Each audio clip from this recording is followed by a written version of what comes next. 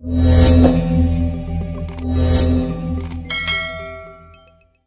नमस्कार, आप देख रहे हैं पोल्टा का यूट्यूब चैनल। मैं हूं संतोष कुमार पांडे। इन दिनों वेब सीरीज का दौर चल चुका है, लोग देख रहे हैं, लेकिन आप देखेंगे वेब सीरीज जो आ रही हैं उनमें कहीं ना कहीं क्राइम थ्रिलर की स्टोरियां ज्यादा होती हैं और सबसे सरल हो जाता है उत्तर प्रदेश। उत्तर प्रदेश के उन इलाकों की स्टोरियों को दिखाया जा रहा है जो कभी हुआ करती थी और लगभग लोगों को पता भी रहती हैं। 80 के दशक की कहानियां अब वेब सीरीज पर आ रही हैं। ऐसी ही एक वेब सीरीज आई है जिसका नाम है रक्तांचल। रक्तांचल का नाम सुनते ही लगता है कि यह कहीं पूर्वांचल से जुड़ी हुई है, कहीं कोयलांचल से जुड़ी हुई है, क्योंकि इसका एक अंचल दिखाया जा रहा है और जहां रक्तांचल की बात हो रही है।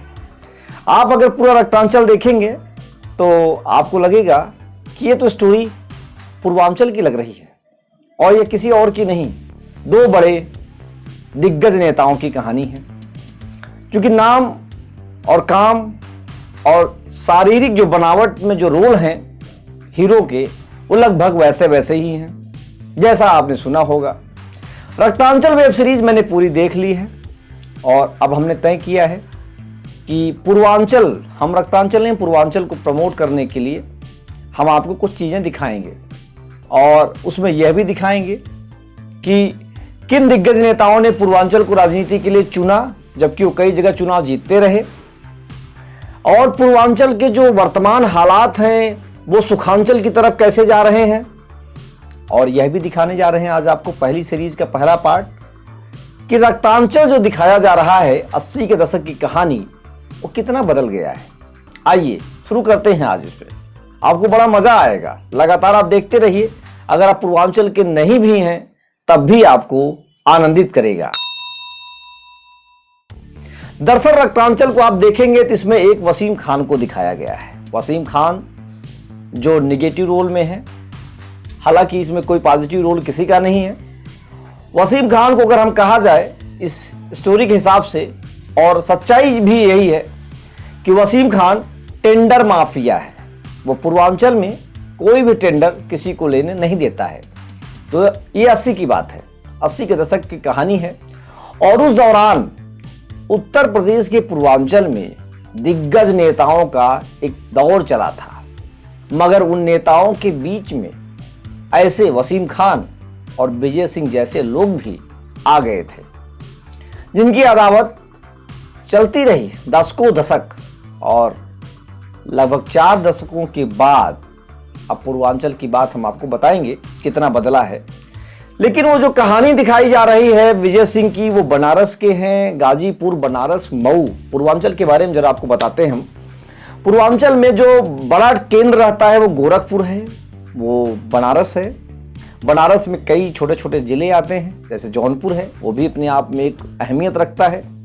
और मऊ, गाजीपुर, बलिया, सोनभद्र, मिर्जापुर, इलाहाबाद, संत कबीर नगर, ये सब जो जिले हैं, देवरिया, इन जिलों का, महाराजगंज, इनका अपना एक वजूद है। 114 विधानसभा की सीटें लगभग पूर्वांचल में हैं और यहीं से तय होने लगता है कि पूर्वांचल से मुख्यमंत्री कौन बनेगा। दरअसल क्राइम यहां जो बढ़ा उसके पीछे का कारण था, यहां राजनीति मजबूत हुई। पूर्वांचल से बड़ी संख्या में लोग राजनीति में गए और उनका केंद्र की राजनीति हो चाहे वो राज्य की राजनीति हो, उनमें उनका आधिपत्य बनता गया। हम आपको बता देते हैं कि पिछले 15 सालों से, जब मायावती आई या अखिलेश यादव रहे या उसके पहले मुलायम सिंह की सरकार रही, पूर्वांचल का व्यक्ति राजनीति से कमजोर सा लगने लगा था। हालांकि उसका प्रतिनिधित्व बढ़िया था, लेकिन उसके बाद भी मुख्यमंत्री जो होता था वो पश्चिम की तरफ चला गया था। पूर्वांचल में मुख्यमंत्री का जो पद था वो पूरी तरह से रिक्त होता चला जा रहा था। और ये एक दौर था कि वीर बहादुर सिंह, श्रीपति मिश्रा, कमलापति त्रिपाठी, संपूर्णानंद, ऐसे कई सारे नाम आपको मिलेंगे जो दिग्गज नेता कहे जाते थे। सिंह, ये सारे लोग मुख्यमंत्री हुआ करते थे और पूर्वांचल के थे। तो जब ये लोग आए तो राजनीति में वहां थोड़ा सा क्राइम भी आया और वैसे में जैसे वसीम खान को दिखाया जा रहा है, मणिशंकर तिवारी को दिखाया गया रक्तांचल में, लेकिन उसका पूरा रिलेशन आप समझेंगे तो चिल्लू पार के दिग्गज नेता, कई बार विधायक, कई बार मंत्री रहे हरिशंकर तिवारी से जोड़ा जा रहा है, जिन्हें अभी भी तिवारी बाबा के नाम से लोग गोरखपुर में जानते हैं। उनके दोनों बेटे राजनीति में रहे और अभी उनके बेटे विनय शंकर तिवारी चिल्लू पार से विधायक हैं। ये जो कहानी दिखाई जा रही 80 की, ये नेताओं की लड़ाई जो होती थी वो दूसरे के कंधे पर रख करके हुआ करती थी। विजय सिंह को जो दिखाया जा रहा है, वो बताया जा रहा है कि ब्रजेश सिंह है। ब्रजेश सिंह की वाइफ एमएलसी हैं और ब्रजेश सिंह के परिवार के कई लोग विधायक और बड़े पदों पर गए। तो अब अदावत की कहानी 80 वाली जो है वो पूर्वांचल में अब है नहीं, क्योंकि अब चीजें बदल गई हैं। अब पूर्वांचल में मुख्यमंत्री का पद भी वापस आ गया है। पूर्वांचल मतलब गोरखपुर से योगी आदित्यनाथ, आप जान ही रहे हैं, बताना क्या है, मुख्यमंत्री हैं और कई ऐसे नेता पूर्वांचल के जो केंद्र में बड़ी अपनी जिम्मेदारी रखते हैं। और पूर्वांचल में अब 80 का दौर नहीं आने वाला है, क्योंकि पूर्वांचल अब समृद्ध हो रहा है, पूर्वांचल अब साक्षर हो रहा है, पूर्वांचल अब सुख की तरफ बढ़ रहा है। पूर्वांचल अब वो पूर्वांचल नहीं रहा। कोयलांचल की लड़ाई के लिए, ठेके की लड़ाई के लिए, उसके लिए वो लड़ता रहा। लेकिन कहानी यही है, रक्तांचल जो दिखाया गया है कि पूर्वांचल में ठेके को लेकर के सारी कहानियां होती थी। पूरी सीरीज में हम आपको दिखाएंगे कि कैसे बदलता गया पूर्वांचल। जो रक्तांचल आप सीरीज में देख रहे हैं, वेब सीरीज में, वो पूर्वांचल अब नहीं है, क्योंकि बदल गया है। वो जो कहानी है पूर्वांचल की, अब राजनीति, क्राइम और पॉलिटिक्स, क्राइम प्लस पैसा, ये तीनों हर जगह देखने को मिल रही हैं। ठेके जो है ऑनलाइन हो गए हैं और क्राइम भी ऑनलाइन हो गया है। पूर्वांचल की कहानी बड़ी रोचक है। अभी तो चुनाव नहीं है यूपी में, लेकिन हम आपको कुछ दिखाना चाहते थे और कुछ पार्ट आपको दिखाएंगे कि पूर्वांचल के कुछ चीज़ों को आप समझिए।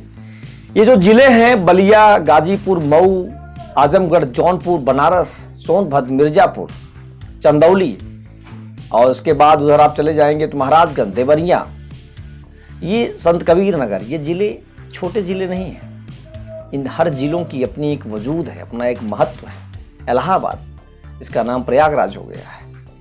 पूरे भारत के लोगों की नज़र पढ़ाई के मामले में भी पूर्वांचल की तरफ रहती है।